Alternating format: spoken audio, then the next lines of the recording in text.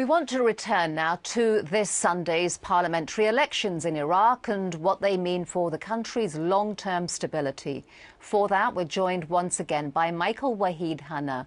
He's a fellow at the Century Foundation and an expert on Iraq. Thank you very much for being with us. Thanks. So give us a quick sense of the upcoming elections. How many parties are jostling for power and who are the principal players? Well, there are 4 to 5 main electoral lists, and these are amalgamations of various parties. And the electoral campaign has been somewhat fractious, and all the divisions in Iraqi society are somewhat on display. Prime Minister Nouri al-Maliki leads a leading contender, the State of Law list, and he's opposed by an amalgamation of Shiite parties whose only unifying theme, frankly, is opposition to the Prime Minister himself.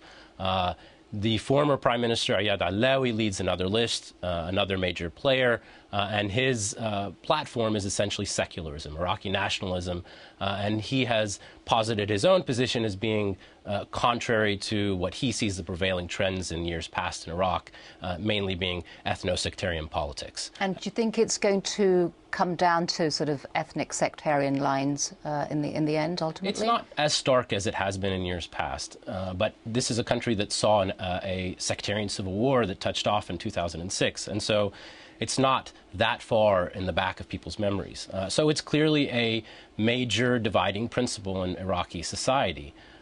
But we do see also some cross-sectarian politics. And I don't want to overstate this, but they do exist. And Allawi in particular, this is his the major feature of his party that distinguishes it from others.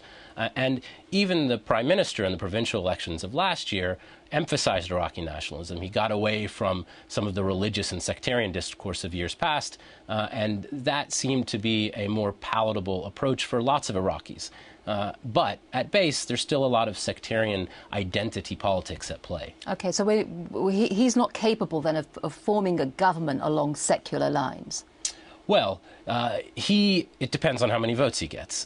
Whoever is the leading vote getter will be tasked with forming a government, and that's going to be a very arduous, difficult, messy process.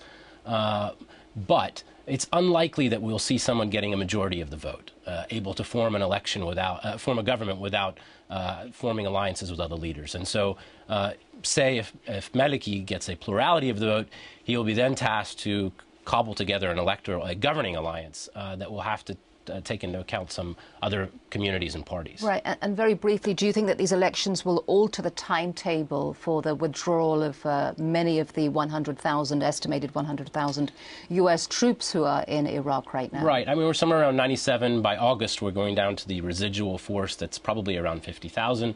And General Odierno has indicated that there are some contingency plans, but these, I think, are reserved for some sort of cataclysmic event, the outbreak of another sectarian civil war, that most people don't see on the cards in the near future. And so I find it very doubtful that this will appreciably impact the pace of the drawdown. OK, Michael Wahid Hanna, thank you very much. Thank you.